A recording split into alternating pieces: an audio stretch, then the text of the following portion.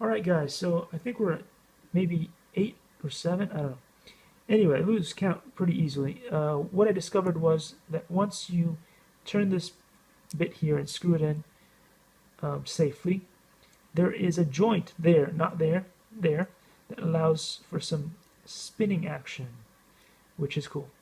This one here only goes in this direction, so please don't try to turn this one or you will snap it. And that's about all. Looks like it's pretty straightforward. So the only thing I haven't attached right now is the mount and figured out which battery this needs to be able to be supplied so that I don't turn it into dust and wreck it. Okay, so there we go. I hope you guys enjoyed this series of videos, and once I discover and figure out exactly which battery should run with this, I'll make a video on that. Thanks for watching. Likey.